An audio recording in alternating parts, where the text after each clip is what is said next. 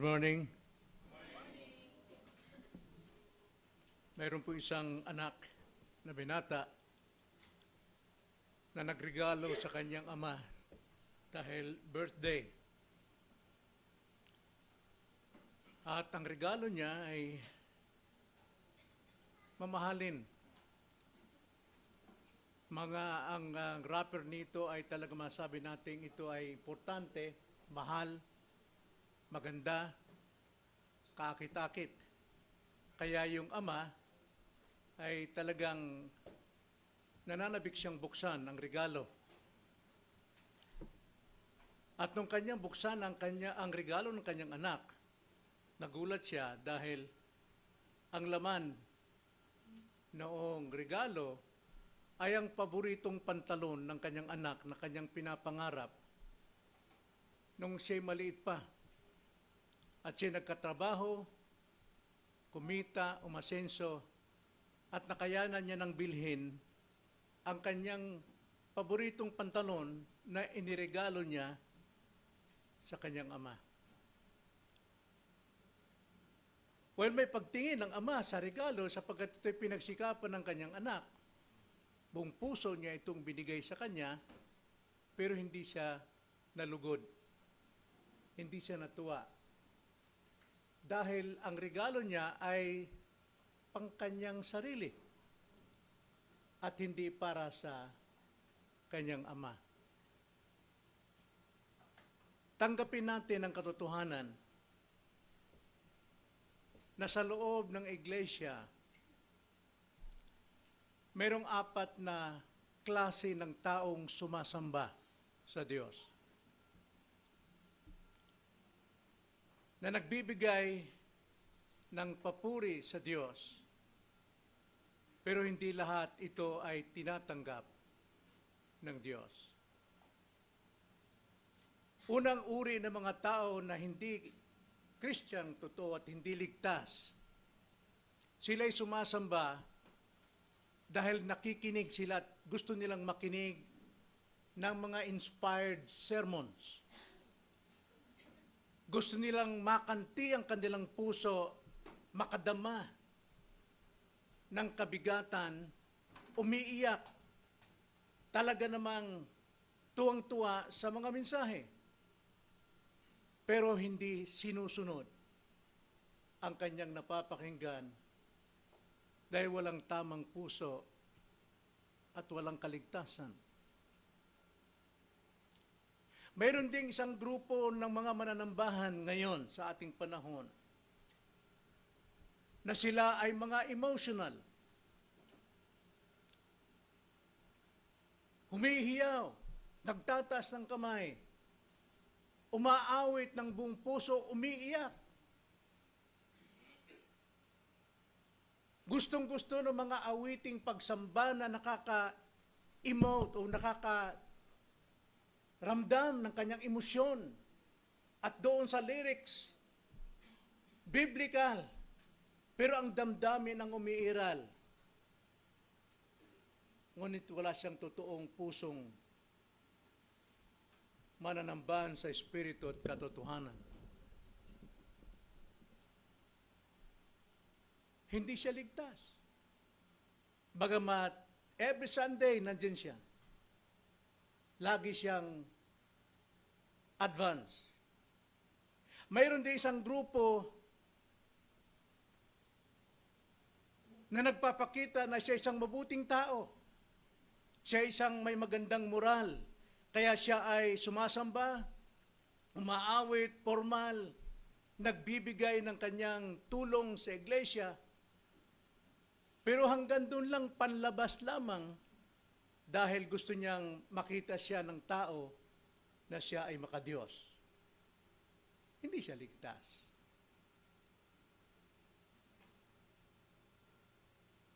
At mayroon ding mga tao na napakasipag, lahat ng gawain sa church, ginagawa niya. At gumagastos siya. Para maipakita niya na siya po ay talagang totoong mananampalataya, pero hindi nagbagong buhay. Hindi siya ligtas. Ito yung danger sa iglesia ngayon, kapanahunan ng pagsamba. Na sa Bible, mayroon lamang dalawang uri ng pagsamba na dapat nating tignan. Sapagat itong mga uri ng pagsamba in modern times, sa ating panahon,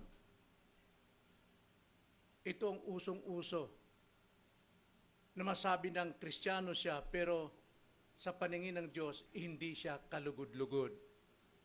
Sapagkat siya yung taong binabanggit ang Panginoon sa Matthew 7 na tumatawag, Lord, Lord.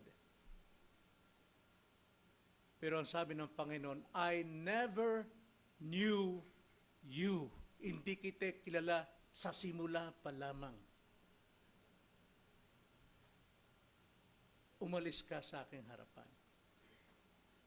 Nakakalungkot po sapagkat itong nakikita natin sa ating panahon ngayon na mananambahan. Makasarili, nakasentro sa sarili, at sarili ang itinataas at sinasamba, hindi ang totoong Diyos. Yan yung sa talinhaga ng ating Panginoon, sa talinhaga na maghasik, na mayroong mga klase ng mga tao na hindi totoong Kristiyano, hindi ligtas. Ngunit ang isang totoong ligtas, makikita sa buhay na siya ay nakikinig, masunurin, at nagbubunga ng bunga ng Espiritu. Na alam natin, ang bunga ng Espiritu, siyam yun. Kaya ngayong umaga, nais kong pagdiinan natin ang paksang ito, na makilala natin ang totoong mananambahan. At dalawang uri lamang ng mananambahan ang ipinahayag ng salita ng Diyos upang madali nating makilala at magsuri ng ating sarili. Maaring ikaw ay miyembro na ng iglesia. Maaring matagal ka nang dumadalo. Pero bakit ka dumadalo? Bakit ka nagpamiyembro?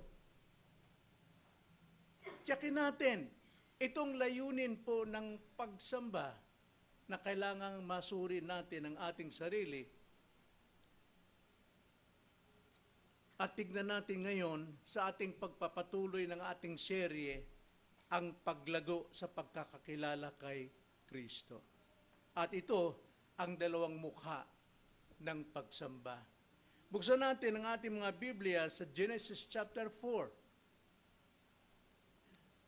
Genesis chapter 4. Basahin natin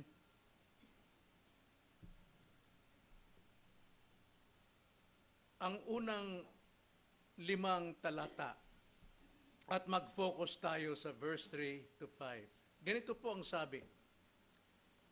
At nakilala ng lalaki si Eva na kanyang asawa. At siya'y naglihi at ipinanganak si Cain. At sinabi, nagkaanak ako ng lalaki sa tulong ng Panginoon. Kasunod nito ay ipinanganak niya ang kanyang kapatid na si Abel. Si Abel ay tagapag-alaga ng mga tupa at si Cain ay magbubungkal ng lupa. Sa paglipas ng panahon ay nagdala si Cain ng isang handog sa Panginoon mula sa mga bunga ng lupa. Nagdala rin si Abel ng mga panganay ng kanyang kawan, ang taba ng mga iyon. At pinahalagahan ng Panginoon si Abel at ang kanyang handog. Subalit hindi niya pinahalagaan si Cain at ang kanyang handog. Galit na galit si Cain at nagngingit-ngit ang kanyang mukha. Itong salita ng Panginoon, pagpalain ng Diyos ang pagkakabasa ng kanyang salita, tayo'y dumako sa panalangin. Opo, Panginoon, ang inyong kautusan, ang inyong banal na salita ay salamin ng aming buhay upang makita namin ang aming mga sarili kung sino kami sa iyong harapan at sino kami sa aming pagsamba. Nawa, kausapin niyo kami, ituro niyo sa amin ang nararapat upang kami maging kalugod-lugod sa aming paglapit at pagsamba sa inyo ngayong umaga. Ipahayag po ninyo ang katotohanan sa simpleng paraan na madali naming maunawaan, sapagkat ang pagkaunawa sa katotohanan, ito ang magpapalaya sa amin. Ito ang aming dalangin sa pangalan ng Panginoong Hesus. Amen. Nang layunin ng mensahe natin ngayong umaga ay upang tulungan tayo bilang mananampalataya na lumago sa malalim na pagkakakilala sa ating Panginoong Hesukristo. Hindi sapat na tayo po'y nakikinig. Hindi sapat na tayo'y nagbubunyi sa mga mensahe, pero paano natin ito ipinamumuhay sapagkat ang kaalaman na ibinibigay sa atin ng Diyos, ito po ang siyang magbabago ng ating buhay. Now, kailangang lumalim tayo sa pagkakilala sa ating Panginoong Hesukristo. Yun ang sinabi ni St. Peter sa kanyang huling sulat bago man lamang siya mamatay. Sapagkat marami pong Kristiyano ang nadadangka ngayon sa mainit at nagliliyab na pagsubok at may mga sumusuko dahil hindi nila kilala ang Panginoon ng personal sa buhay.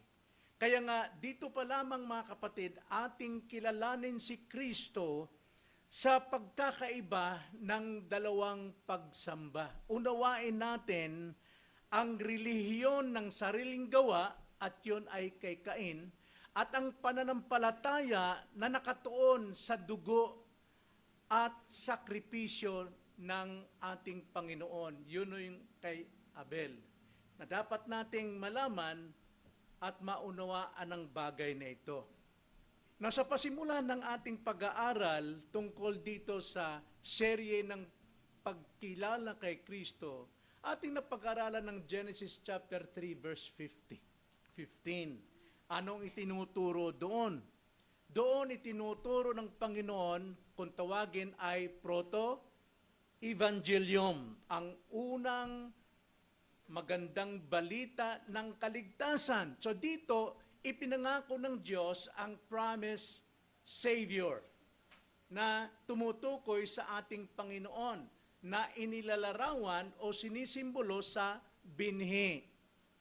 Na pagkatapos nito na may pahayag ng Panginoon na mayroong promised Savior, dumako naman tayo sa kalawa sa Genesis chapter 3 verse 21 na kung saan ipinapakita rito na ang kasalanan ni Adan at ni Eva na kanilang pilit na pinagtakpan ng kanilang sariling pagtatahi ng mga dahon ng igos ay hindi tinanggap ng Diyos. At ang Diyos ang siyang gumawa ng paraan. At sa kanyang paraan, sa kanyang kalooban, kailangang may mamatay na inosente. At pinatay ang isang hayop. Walang sinabing kordero, kundi isang hayop. At ang balat ng hayop ang siyang ipinambihis kina Adan at Eva, at ang dugo ng hayop na yon, ng inosente, ang siyang nagtabon ng kanilang kasalanan. Ngayon, sa chapter 4, mas lumalawak pa ang katotohanan ito, na ang ipinangakong tagapagligtas ay sa pamamagitan ng pagpatay ng isang inosente upang mabihisan sila nung balat nun o yung katwiran at matabunan ng kanilang kasalanan sa pamamagitan ng dugo. At ngayon, lumilitaw pa ang katotohanan ito ng handog ni Abel. Ang handog ni Abel ay tinanggap ng Diyos sapagkat ito ay naayon sa kanyang revelation. Ipinakita ng Diyos kung paano dapat silang sumamba sa Diyos.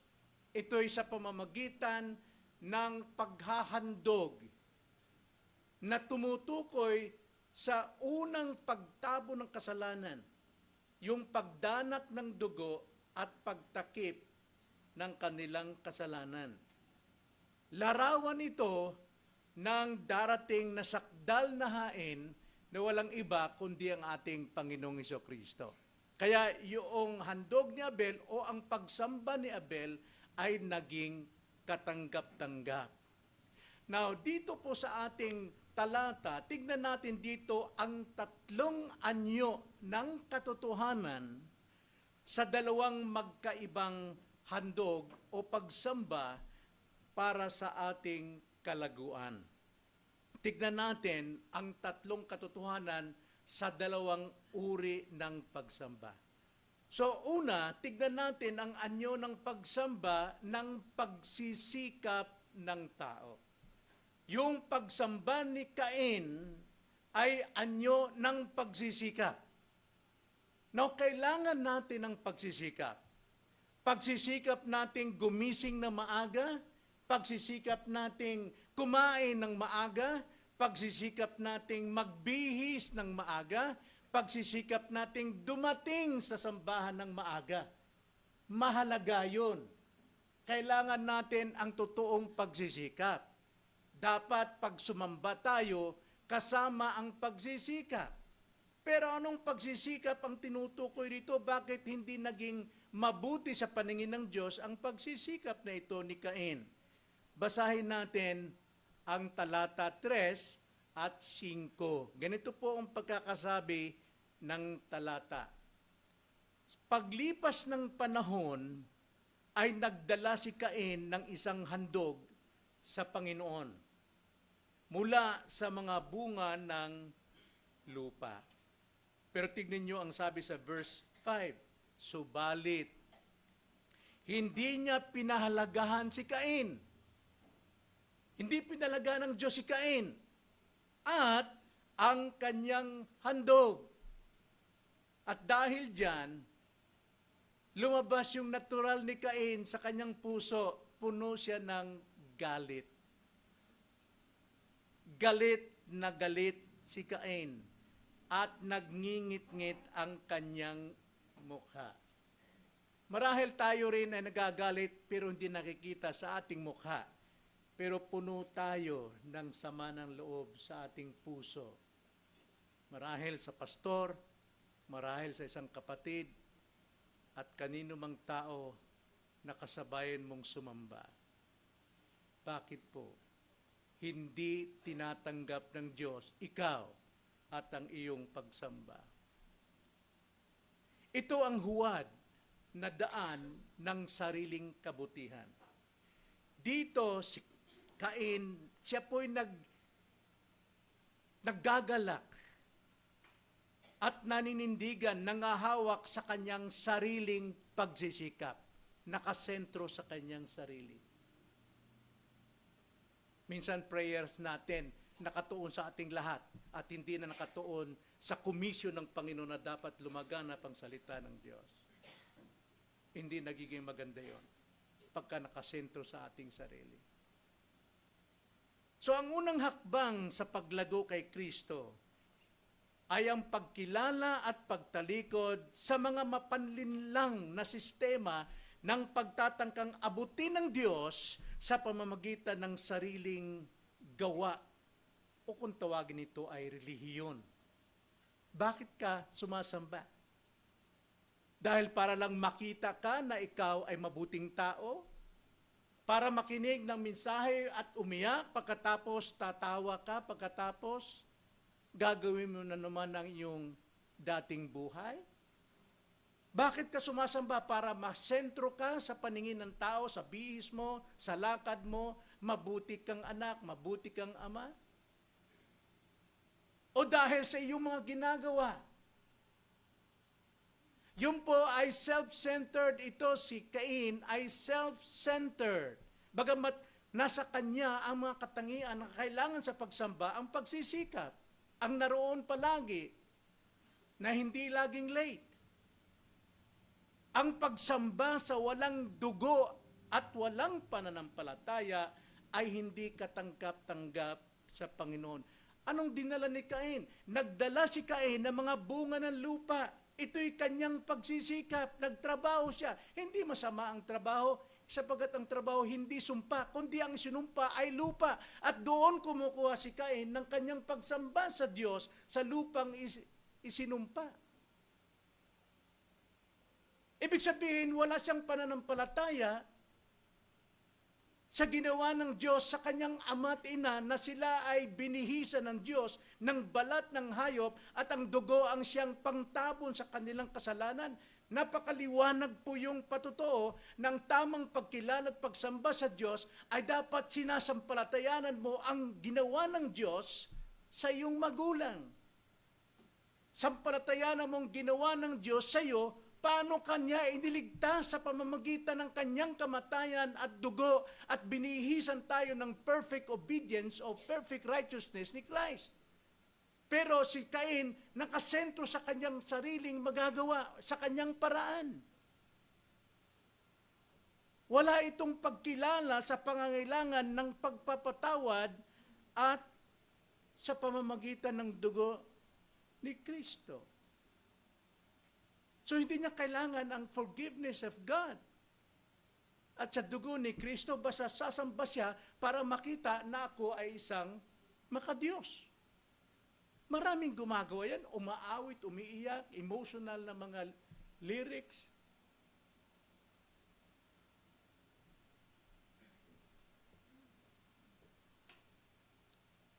Sumasamba sila, hindi dahil sila ay Kristiyano, kundi dahil mabuti siyang tao. Pag sinabing Kristiyano, mga kapatid, sinasampalatayanan natin na si Kristo ang ating tagapagligtas at iniligtas niya tayo sa pamagitan ng pag-ako ng ating kasalanan at siya ang namatay bilang kapalit natin at yun ang dapat nating panghawakan. Every time na tayo sumasamba, sasamba tayo dahil tayo'y Kristiyano. Dahil tayo'y kinamatayan ni Kristo, sasamba ako sa Diyos, magpapasalamat ako sa Kanya, buong puso ako maninikluhod sa Kanya. Hindi. Ngayon, ang pagsamba ay sosyalista na lamang. Emotional, iiyak-iyak. So, ang lumalago kay Kristo, kung tayo lumalago kay Kristo, natututunan nating tumalikod sa kaisipang ang kabutihan ng tao, ang kanyang mabuting gawa o ang kanyang moralidad ay sapat na upang maging katanggap-tanggap sa harap ng banal na Diyos. Kaya tanong ko sa iyo, bakit ka narito nagsisikap ka talagang dumating para makipagtagpo sa isang tao? Para masabing ikaw ay mabuting tao? Para sabing ikaw ay miyembro? Para sabing ikaw ay manggagawa? Para sabing ikaw ay pastor?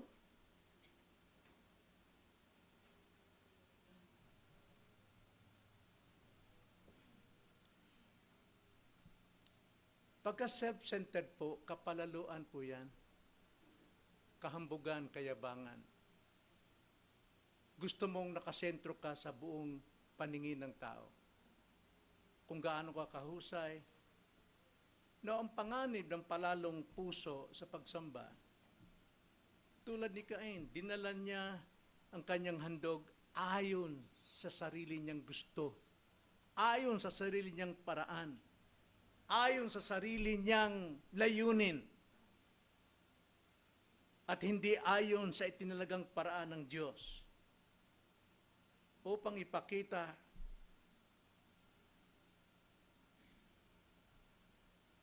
sa Diyos na kaya niyang sumamba ayon sa gusto niya. Kaya maraming Kristiyano po, quote and quote, kung anong oras siyang darating, okay lang, tulad sa atin dito. Before 8:30, puno na itong bulwagan natin. Nagpagtataka, alas 8 na, iilan pa lamang. Nagsasalita ako sa inyo bilang inyong pastor. Hindi ako nagsasalita bilang bayaran.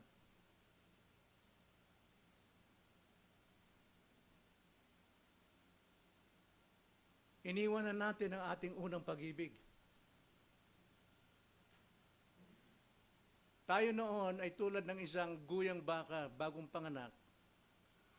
Nang guyang baka maghapong lumulundag-lundag yan, takbo ng takbo sa kalagayahan na siya'y umusbong sa daigdig ni sinilang kanyang ina. Ganun tayo, napakasaya natin eh. Pero ngayon, bakit tayo sumasamba?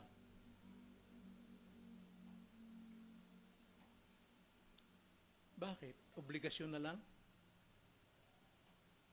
Dahil ayaw nating madisiplina?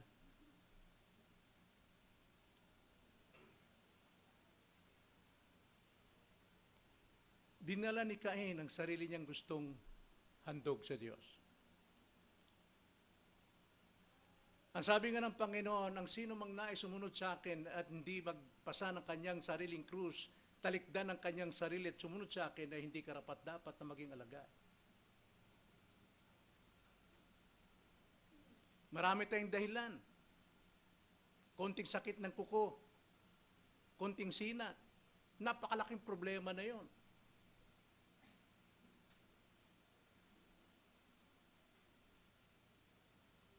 Bakit tayo sumasamba? Para sa ating convenience? Sasamba lang tayo? Mga kapatid, nagsasalita po ko bilang pastor. At nagmamalasakit sa bawat isa. Baka sandaling o sa panahon darating, sasabihin ng pang hindi kita kilala.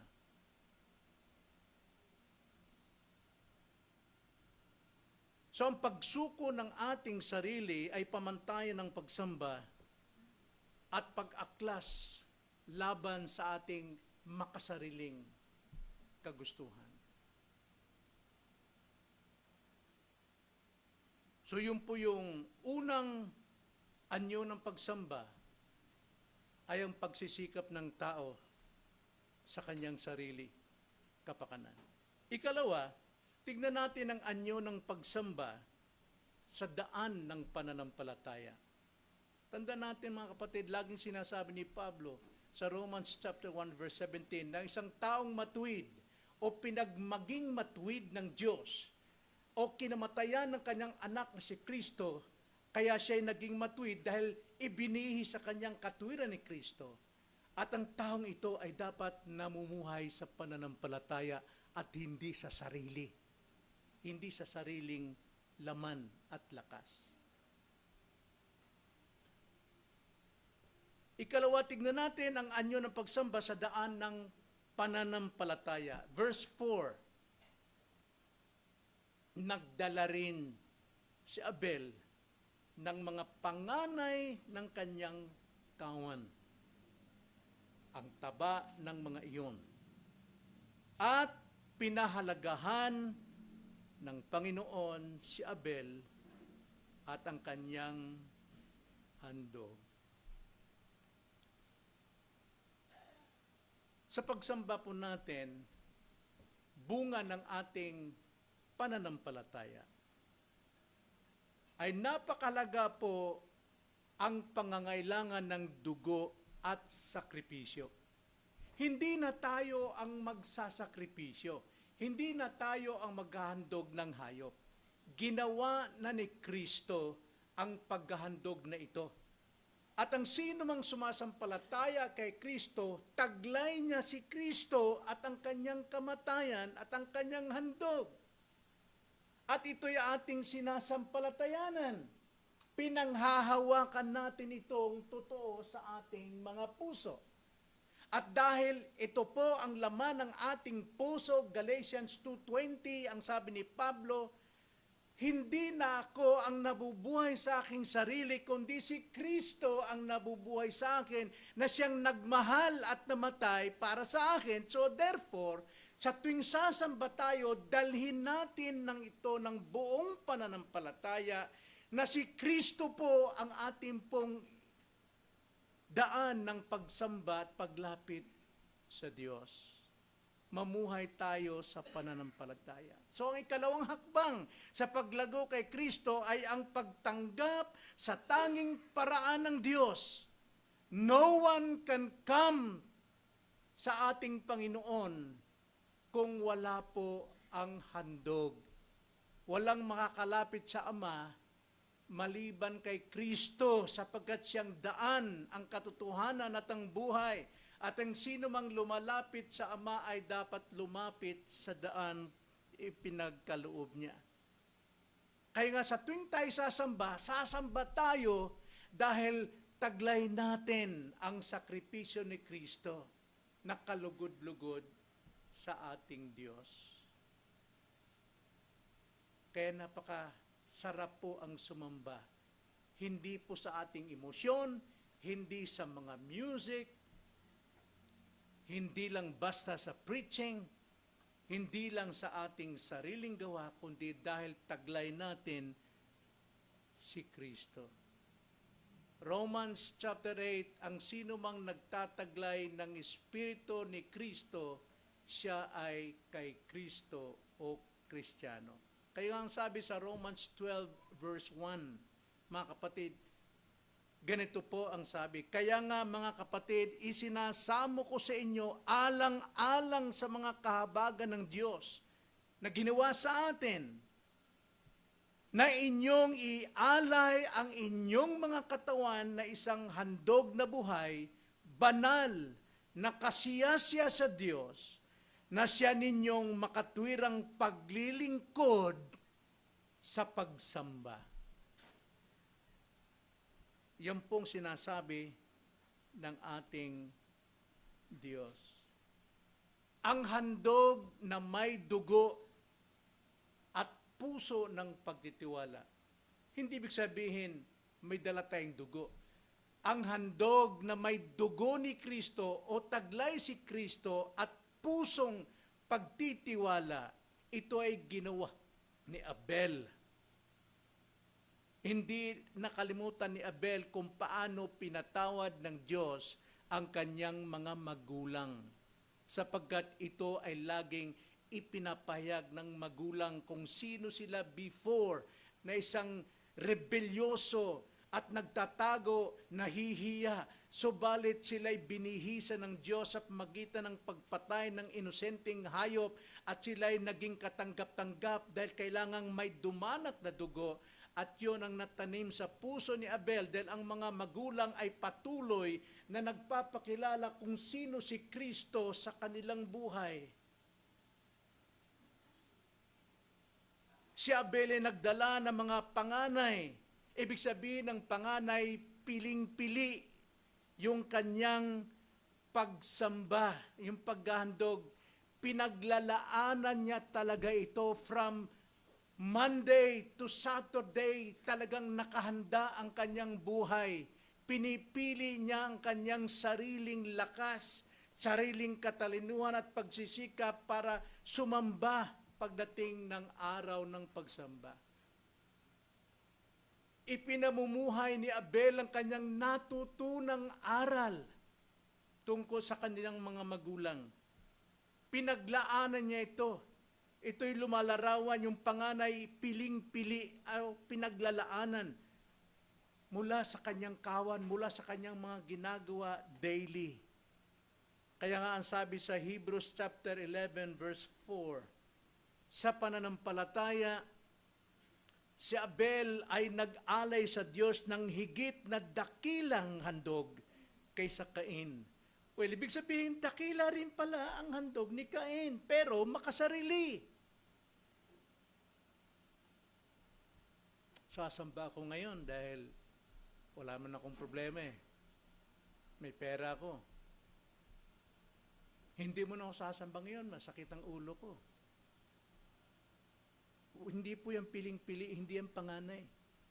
Ang panganay, kahit ikay nasa pagdurusa, hanggat may kakayanan kang sumamba, sumamba. Kaiba po yung pinagpapahinga ka ng Diyos para hindi makasamba.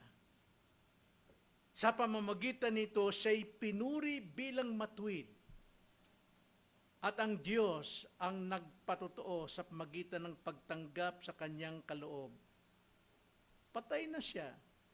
gayon may nagsasalita pa sa pamamagitan ng kanyang pananampalataya. May kita natin dito, patay na si Abel, pero patuloy pa rin nagtuturo sa atin. Ganun si Kristo, patay na si Kristo, pero ang kanyang ginawa magpakailanman ay may kapangyarihang magligtas pa sa lahat ng sumasampalataya. Tingnan niyo ang sabi rito, at pinahalagahan ng Panginoon si Abel at ang kanyang handog. Yung salita pong pinahalagahan, mga kapatid, sa Hebreyo po, ay hindi lang basta nagpahalaga, kundi literal, tinitigan.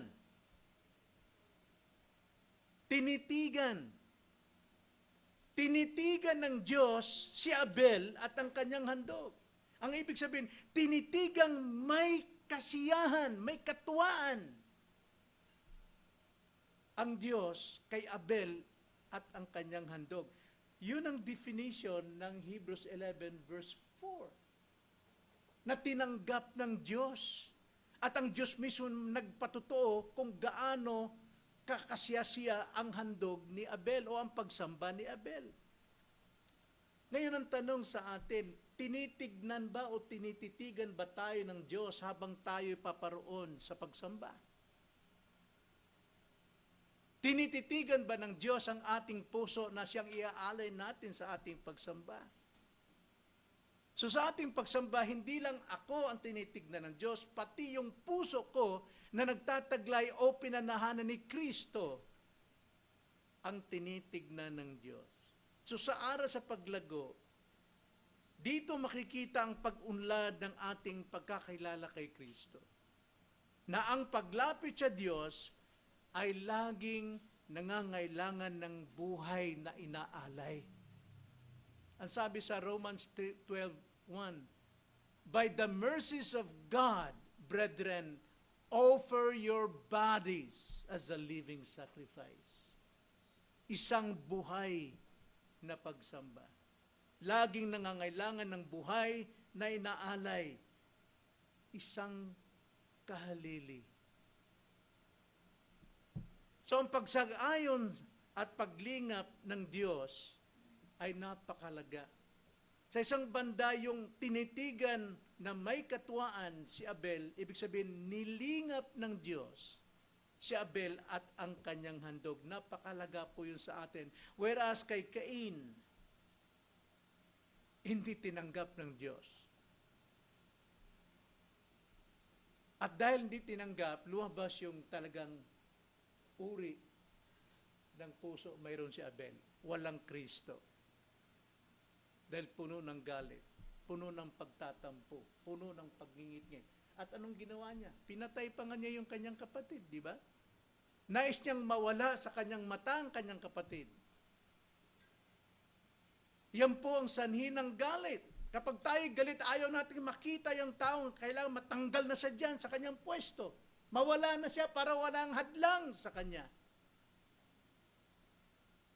Yun ang ginagawa ni Cain, pagsisikap na mawala si Cain para wala siyang karibal. Tinanggap ng Diyos si Abel at ang kanyang handog dahil ito'y sumasalamin sa itinakdang paraan ng Diyos sa pagliligtas. Sa atin, ito'y salamin na dumating ang kordero ng Diyos. Tuwang-tuwa si John the Beloved. Ang sabi niya, narito ang kordero ng Diyos na mag-aalis ng kasalanan ng sanlibutan. Kaya ang tanong natin ngayong umaga, mga kapatid, saan nakatuon ang pagdalo natin sa pagsamba? Saan nakatuon? Kung ating sinasampalatayan, pinanatili natin si Kristo ang nasa ating puso, yung po yung mag-uudyok sa atin bakit tayo sasamba. Tayo'y nabubuhay sa pananampalataya. Pero kung wala si Kristo sa iyong puso, ang mag-uudyok sa iyo ay ang iyong sarili. magiging katanggap-tanggap ba ako sa mata ng tao o mata ng Diyos itong pagdalo ko? Makakatagpo ko ba yung aking girlfriend o boyfriend doon? Makakausap ko ba yung mga taong pag-uutangan ko? Lagi nakasentro sa sarili. Kailan na mga kapatid, hindi yan nakakalugod sa Diyos na ganong klaseng pagsamba. Kaya habang lumalago tayo, mas naunawaan natin na ang Diyos ay nalulugod lamang sa atin, hindi dahil sa ating ginagawa, kundi dahil nakatingin tayo sa sakripisyo ng kanyang anak na si Kristo, nang siyang dahilan para tayo ay magsakripisyo din. Ang sabi nga po sa ikatlo, tignan natin ang pagtanggap kay Kristo.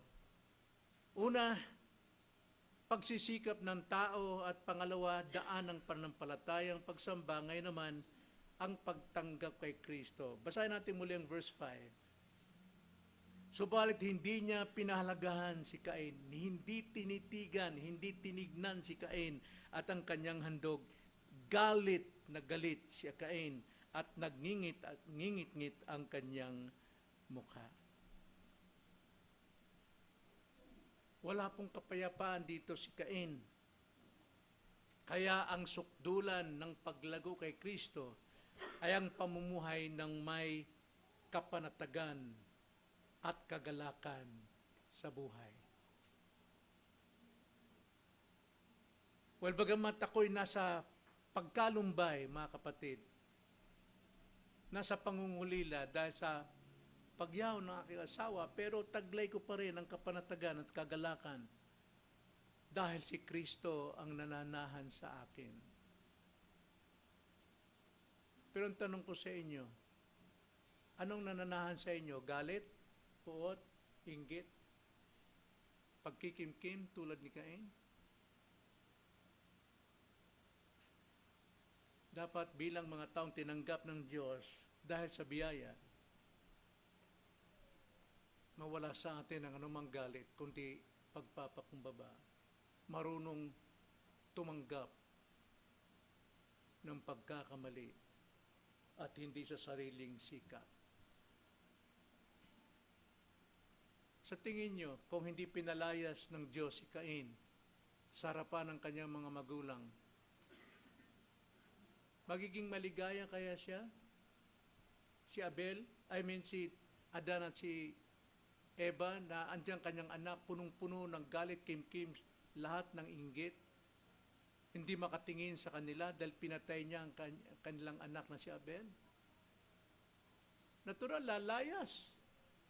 At gustong-gusto ito ni Cain na malayo siya sa presensya ng mga tao.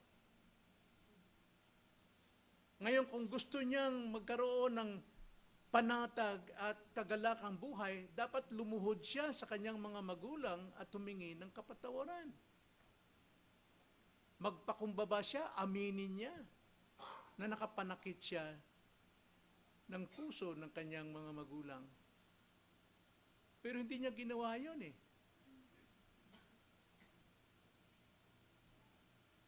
Marami sa atin ang hindi marunong tumanggap ng pagkakamali.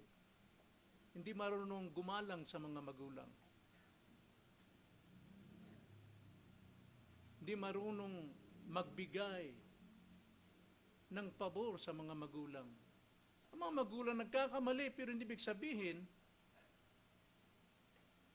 na mawawala ang iyong paggalang. Cain ka ba?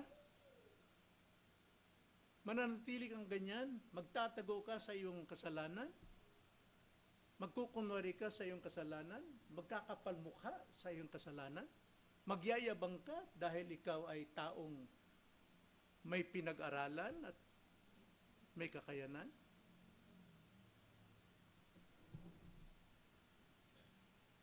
Tanggapin mo si Kristo ng totoo. Sabagat si Kristo, kung mananahan sa iyo, ikaw ay magiging bagong nilalang. At ang dati mong pagkatao ay mawala na. At ito'y patuloy na magbabago. Dahil kung hindi mo tatanggapin si Kristo ng buong pananampalataya, yung pagsamba mo sa iglesia ng marahil 15 o 10 taon na, ay hindi ka tanggap-tanggap sa Diyos. Namumuhay ka sa iyong sarili, kayabangan, kahambugan.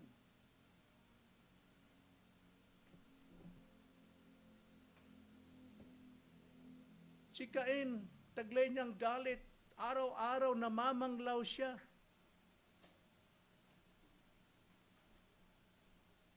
Dahil ang pinangahawakan niya yung sarili niyang kakayanan.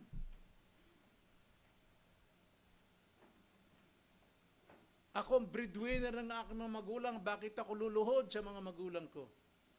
Ako ang inaasahan sa iglesia, bakit ako magpapakumbaba sa mga taong yan?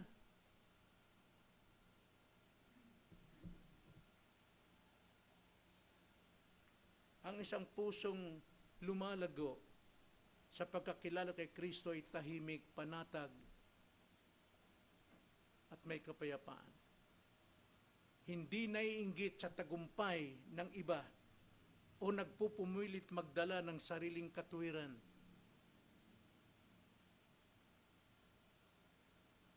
Inaangkin ng sariling kaluwalhatian.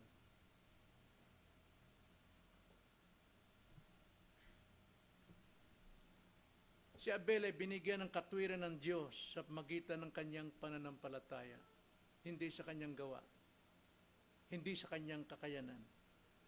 Gayon din naman tayo ay ganap na tinatanggap ng Diyos sa magitan ng dugo ni Kristo na nagsasalita ng mabuting bagay kaysa kay Abel. Kaya nga mga kapatid, sa ating pagtatapos, para sa mga mananampalataya, huwag kang makontento sa panlabas na relihiyon. Ano ibig sabihin? Huwag kang makontento sa sarili mong kakayanan. Ang araw ng Sunday ay sa Diyos, hindi sa atin. Kaya dapat natin siyang parangalan ayon sa kanyang kalooban at hindi sa ating sariling pagsisika. Gamitin ang ating pagsisikap para matugunan ang kalooban ng Diyos. Siya ang maluwalhati at hindi tayo. Malaki na ang pinagbabago natin. At yan ay napapansin ko.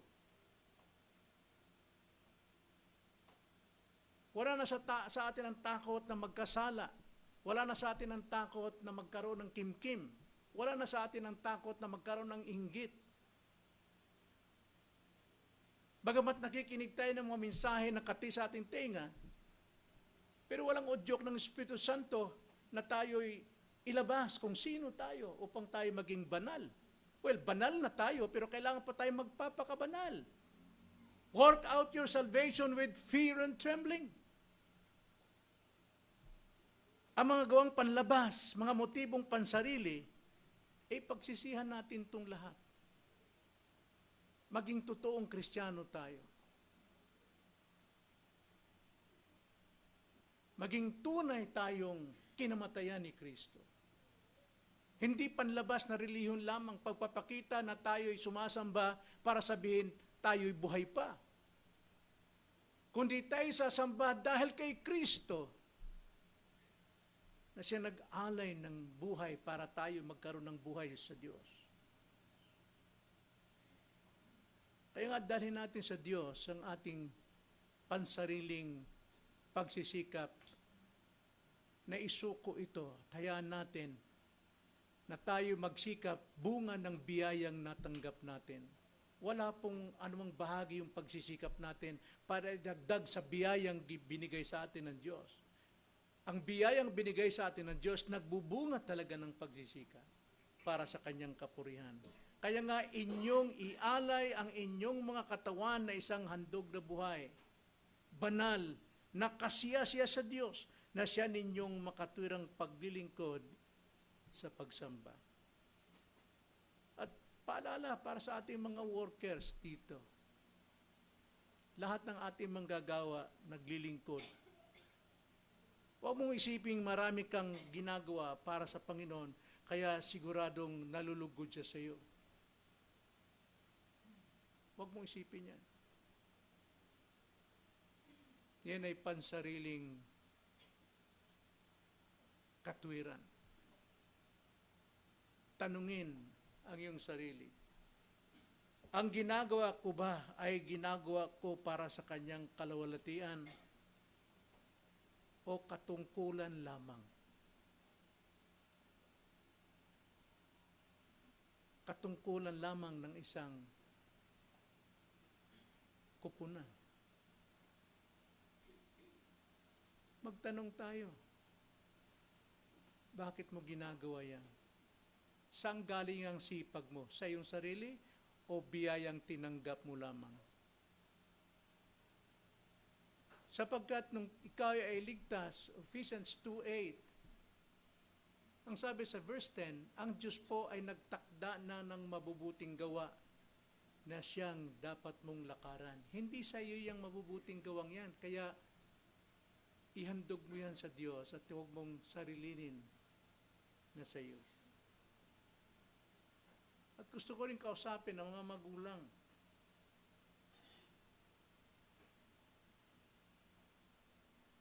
Huwag lamang turuan ang inyong mga anak, sumamba ka ngayon. Huwag mo lamang silang itulak. Kailangan sumamba tayo. Kundi tulungan nyo silang makilala si Kristo. Tulad kay Abel. Hindi nawala kay Abel ang itinuro ng kanyang mga magulang kung paano sila niligtas ng Diyos. Kung paano tinabunan ng kanilang kahihiyan at ang kanilang kaparusahan. Huwag lamang turuan ang bata na magbigay. Turuan siyang magkaroon ng pusong nagbibigay dahil sa pag-ibig sa Diyos. Natutuwa ko sa mga bata talagang nagbibigay. Kasi yun ang turo ng nanay. Pero hindi pinaliwanag bakit sila nagbibigay. Dapat ang motivation ng mga bata, ako nagbibigay dahil si Kristo nagbigay ng kanyang buhay sa aking mga magulang kaya sila'y naligtas. At ganun din sa akin pagdating ng balang araw. Kaya ako nagbibigay.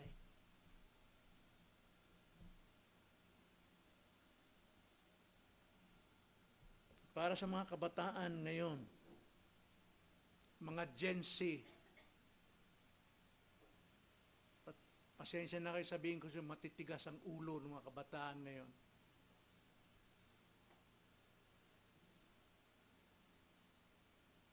Huwag mong isipin na dahil Kristiyano, pamilya mo, Kristiyano ka na rin.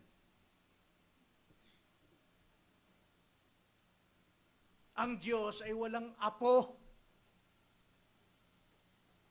Lahat ay anak. Anak na masunurin, hindi apo.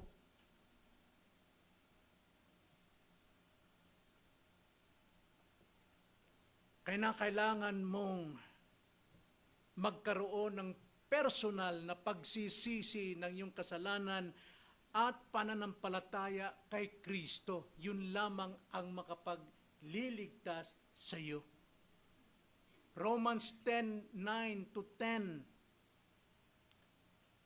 Kung sinasabi mong si Kristo ay tagapagligtas mula sa iyong puso, ikaw ay maliligtas sapagkat sinasabi, Romans 10:15, ng lahat ng tumatawag sa pangalan ng Panginoon ay maliligtas.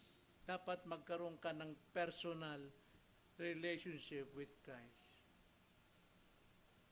At para sa mga kaibigan nating hindi pa po mananampalataya, huwag mong isiping tumanda ka na sa pagdadalo sa iglesia, sa pananambahan, pero wala ka pang personal na relasyon kay Kristo. Huwag mong sabihin, ikaw ay ligtas na. Huwag mong subukang bayaran ang iyong kasalanan sa pamamagitan ng iyong mabubuting gawa. Masikap ka, masipag ka, hindi ka pumapatid sa pagdalo. Pero hanggang ngayon, wala ka pang personal relationship with Christ. Hindi sapat ang sabihing mabuti naman ako, nagsisimba naman ako, nagbibigay naman ako, hindi nga ako miyembro pero nag-iikapo ako. Anong silbi niyan? Hindi yan tinitignan o tinititigan ng Diyos ng may kasiyahan. Ang kailangan mo ay si Kristo, ang Panginoon. Magsisi ka sa iyong kasalanan, pagmamalaki. Sasabihin mong, alam ko na yan. Wala ka pang alam. Sa dami ng kaalaman mo sa iyong isipan, hindi dumating sa puso mo. Sapagkat kung dumating sa puso mo, si Kristo ang mabubuhay sa iyo. Si Kristo ang makikita sa iyo. At hindi ang sarili mo. Na pinagmamalaki mo ang iyong sarili. Dapat nagpapasakop kay Kristo. Ang sino mang sumasampalatay sa kay Kristo, siya'y nagpapabautismo at nagpapasapi sa isang lokal na iglesia upang siya'y maturuan, madisiplina, makorek, mahubog hanggang sa pagdating ng Panginoon. Yan ang sinasabi ng Acts chapter 2 verse 42 and Matthew chapter 28, 19 to 20. Na dapat nasa isang lokal na iglesia. Kaya sa Kanya ka magtiwala sa Kanyang perpektong gawa. Hanggat wala sa iyo yan, lahat ng gagawin mong pagsamba nakasentro sa iyo at hindi kay Kristo. Dapat si Kristo. Tayo manalangin. Panginoon,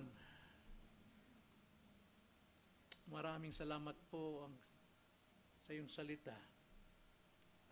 Salita niyo, Panginoon, ang may kapangyarihan para sa kaligtasan sa sino mang taong lumalapit sa inyo.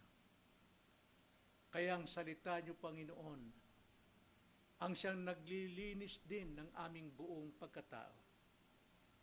Salita mo, Panginoon, ang siyang nagbibigay direksyon sa aming pong buhay. Ang salita niyo, Panginoon, ang siyang naghahayag ng mga katotohanan upang lumago kami sa pagkakilala kay Kristo. Salamat po sa inyong mga salita. Naway itong ang aming maging kaligayahan at buhay. In Jesus' name.